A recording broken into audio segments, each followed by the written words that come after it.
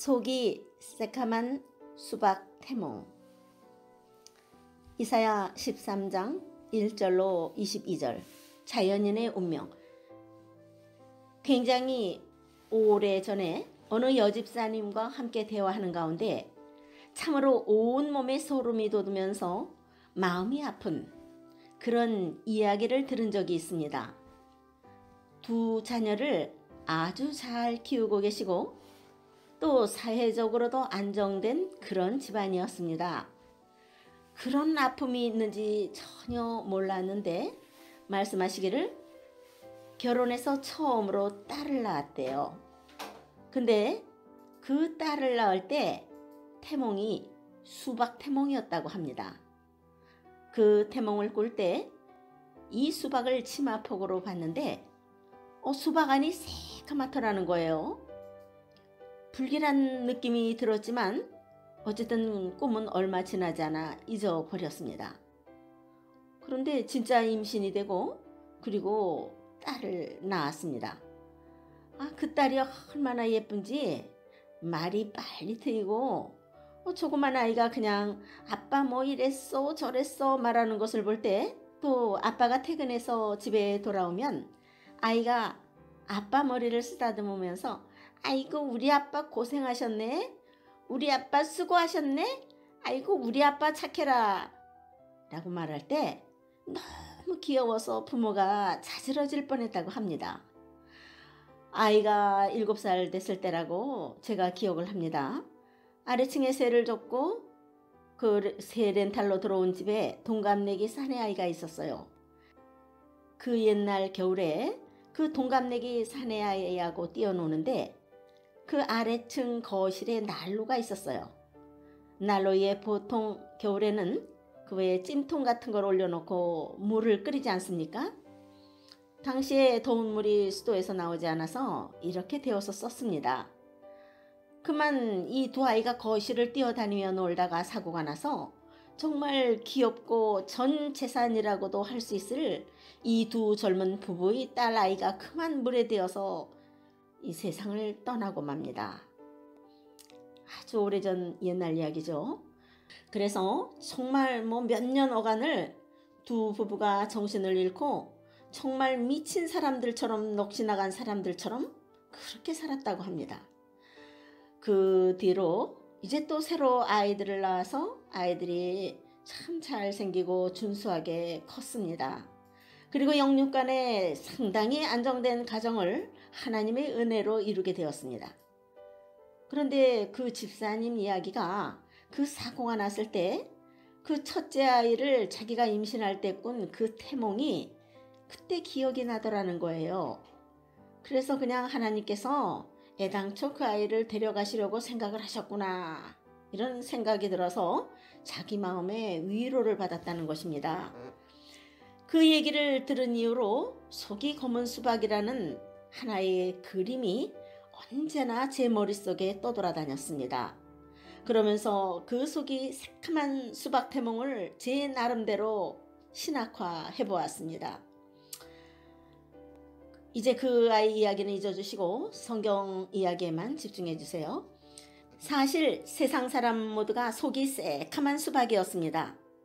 토탈 디퍼레버티, 전적 타락. 여러분, 외국에 가시면 겉이 검은색에 가까운 수박도 있죠. 그러나 겉이 새카매도 속이 빨가니까 괜찮잖아요. 그런데 겉이 아무리 어떤 컬러가 덮어 씌워져 있어도 속이 새카맣다는 것은 참으로 받아들이기 힘듭니다. 본문은 바벨론의 멸망을 예언하고 있습니다.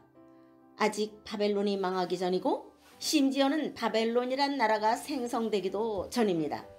그러니까 본문 바벨론 심판에 대한 하나님 예언은 태몽이라 이겁니다.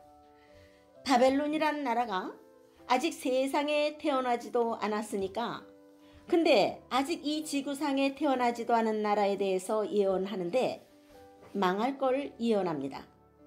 이 속이 새카만 수박이에요. 바벨론만 그렇습니까? 사람은 누구나 다 죽어요. 사람이 누구나 다 죽습니다. 하나님의 심판으로 나라가 멸망하고 사람도 멸망합니다. 바벨론은 이렇게 아예 의도적으로 멸망을 예정하고 태어난 나라였다는 겁니다. 마찬가지로 자연인도 아예 허물과 죄로 죽은 상태에서 태어납니다. 이 사실, 속이 새카만 수박을 직시할 때 우리에게 구원의 소망이 간절히 생긴다는 것입니다. 여러분, 아이를 키우다 보면 슬프지만 7살에 죽을 수도 있지요. 아니, 더 어린 나이에 죽기도 합니다. 그리고 13살에 죽는 아이도 봤고 20대에 익사사고 나기도 하고, 그러나 다 마찬가지입니다. 언젠가는 다 죽습니다. 꼭 7살에 일찍 죽은 아이만 아니라 모든 사람은 100세가 되기 전에 다 죽습니다. 다 똑같은 속이 새카만 수박이라는 뜻입니다. 자기가 몇 살에 죽든지에 상관없이 모든 사람은 태어날 때 속이 새카만 수박으로 태어난다는 거예요. 모든 사람, 개인뿐만 아니라 심지어는 모든 나라가 다 이 땅에 태어날 때 속이 새카만 수박으로 태어난다는 겁니다. 다시 말하면 하나님의 심판을 받아서 멸망할 수밖에 없는, 그냥 죽거나 그냥 없어지는 것이 아니라 하나님의 진노의 심판으로 인해 멸망받을 태몽을 갖고 태어난다는 것입니다. 그게 사람이 운명이요, 세상 역사에 타고난 운명입니다. 세상은 결국은 하나님의 심판 아래 있습니다. 자연인의 현실. 여러분, 우리 자녀들을 이렇게 보면 얼마나 귀엽고 사랑스러워요. 내 눈이라도 빼주고 싶을 때가 있잖아요. 근데 영생의 관점에서 보면 그 아이가 새카만 멸망을 속에 담고 있는 수박입니다. 그거 아세요? 이해하시고 들어주세요. 내 사랑스러운 애인, 너무너무 예쁘지요? 그 애인이 뭔 줄 아십니까? 속이 새카만 멸망을 담고 있는 수박이에요. 바벨론의 태몽, 속이 검은 수박. 지금 이사야가 예언하는 이 역사를 주관하시는 하나님에 의해서 바벨론 나라가 태어나지만, 그러나 속에 멸망을 담고 있는 나라입니다. 89년의 비교적 짧은 세월 만에 메데 바사에 망했습니다. 나라의 수명으로서는 너무 짧지 않습니까? 그러나 길어봐야 그 운명은 마찬가지죠. 바벨론이 이 짧은 세월 89년을 사는 동안에 어떻게 했는지 아십니까?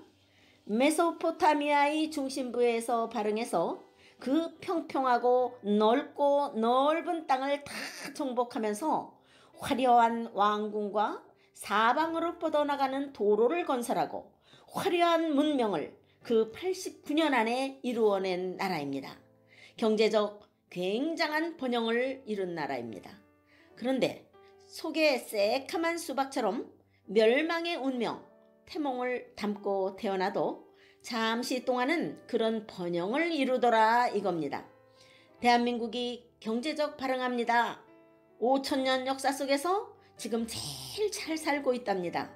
내 아이가 지금 학교에서 공부 잘합니다. 스카이 대학이 가능하답니다. 그런데 우리가 그런 것을 보면서도 나라와 개인의 영원한 생명, 영원한 운명은 도외시하며 살더라는 것입니다. 아예 영생에 관해서는 관심조차 없더라는 것입니다. 심지어 기독교인조차도 우리 남편 속이 새카만 수박일지라도 사업 잘할 수 있어요. 돈 잘 벌 수 있습니다. 지금 아주 건강합니다. 80, 90년 거뜬히 살 수 있을 것 같아요. 그러나 멸망을 담고 있는 수박이라는 것입니다. 원래 태어날 때 모든 인간은 다 멸망을 안고 태어납니다. 아담의 원죄로 인해서 희망이 어디 있습니까? 화려한 번영을 이루고 있던 바벨론. 최고 전성기 때 누가 바벨론이 89년의 짧은 생애를 마치고 이 세상에서 소멸하게 될 것을 누가 예측이나 했겠습니까? 세상 일이 잘 된다고? 내가 지금 생명의 길로 잘 가고 있는 게 아닙니다. 세상은 언젠가는 망하게 되어 있습니다. 반드시 참담한 현실이 벌어질 것입니다. 오늘 우리가 읽은 본문 이후의 부분 읽어보세요. 얼마나 참담한 것인가. 너무 잔인할 정도의 묘사들이 나옵니다. 그러나 그것을 하나님을 향하여 원망하지 마세요. 그렇게 잔인할 정도로 형상화될 수 있을 만큼 우리의 죄악이 큰 것이에요. 주님이 십자가에서 어떻게 살이 찢기시고 피가 흘리시고 가시면류관에 못 박히시며 돌아가셨는가를 상상해 보세요. 왜 그렇게 잔인하게 죽임을 당하셔야 됐습니까? 내 죄가 그렇게 지독하다는 것입니다. 이사야서에 나타나는 바 10개의 나라들에 대한 잔인한 심판들이 주어질 때 하나님에게서 그 잔인함을 찾지 마세요. 우리 죄악의 깊음과 추악함에서 그 이유를 찾아야 성경을 바르게 보는 겁니다.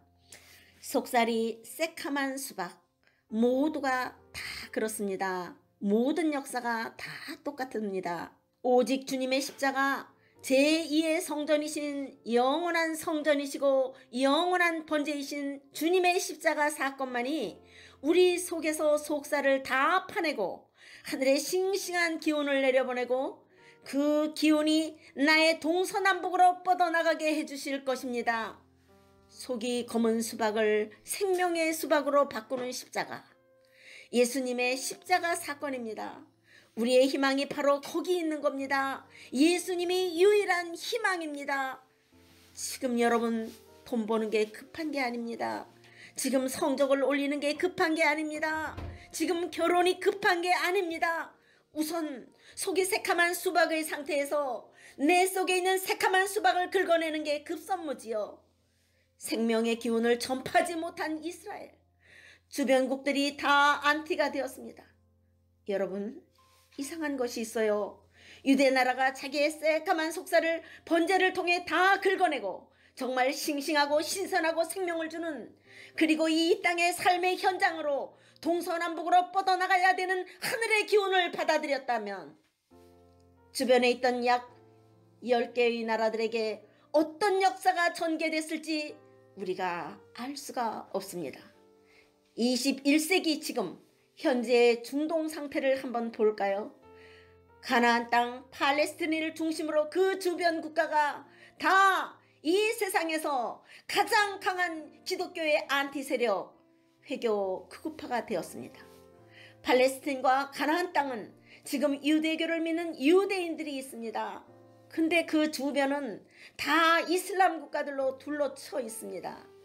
이슬람 국가들이 가장 강렬하게 기독교 국가와 지금도 맞서서 테러를 자행하고 있고, 선교사들이 가도 가장 힘든 지역이 이슬람 지역이 돼버렸다는 것입니다. 내가 주님의 십자가 복음을 듣고도 내 새카만 속살을 파내지 못한 채로 이 세상에 대한 애착을 가지고 세상의 눈으로 보고 귀에 들리는 것에 느낌을 갖고 그대로 행동하고 그대로 판단하고 그대로 걱정하면서 살아가지요. 내 자식, 내 배우자, 내 친척, 내 부모, 내 지인들이 제일 먼저 강한 기독교의 안티 세력이 될 수도 있다는 것입니다. 그래서 여러분, 목사님들, 장로님들, 권사님들, 오래 믿는 분들의 가정의 자녀들이 기독교를 완전히 습관처럼 생각한다든지, 그래서 복음이 들어가기가 너무너무 힘들어진 경우가 너무나 많고, 기독교에 대해서 가장 비판적인 입장을 취하는 자들도 어설프게 신학교를 졸업한 사람들이라든지 목사님이나 장로님들이나 권사님들 자제분들이 특히 많다는 것이에요.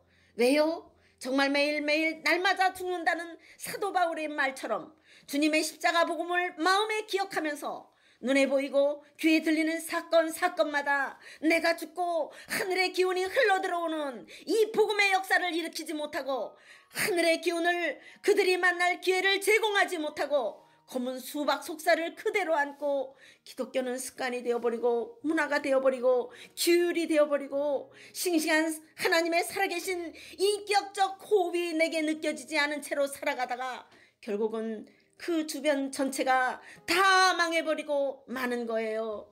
영적으로 육적으로 다 내 속이 검은 운명을 바꾸는 십자가. 여러분, 하늘 기운이 내려올 수 있어야 됩니다. 예수님의 십자가를 믿고 의지하면서 내 새카만 속살이 빠져나가야 비록 하늘 기운이 내려옵니다. 주님의 십자가를 붙잡는다는 것은 모든 사건, 모든 순간에 지속되어져야 됩니다. 상번제의 불길과 연기는 하루 종일 1년 365일 계속되었던 것이에요. 주님의 십자가만이 하늘 기운을 받아들이고 내 새카만 멸망의 속살을 거두어낼 수 있는 유일한 희망이요 길입니다. 내 사업장에 하늘의 기운이 나타나기를 원하십니까? 새카만 속살의 멸망의 기운이 나타나시길 원하십니까? 그 멸망의 기운이 뻗어나가는 동안에도 바벨론의 번영은 있을 수 있다는 것을 기억하십시오.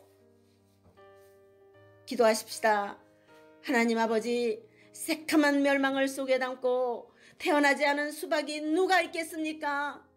유일한 희망은 십자가에 달려 돌아가신 주님뿐입니다.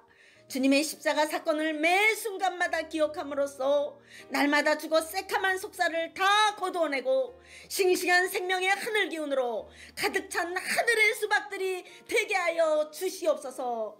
예수님의 이름으로 기도드립니다. 아멘.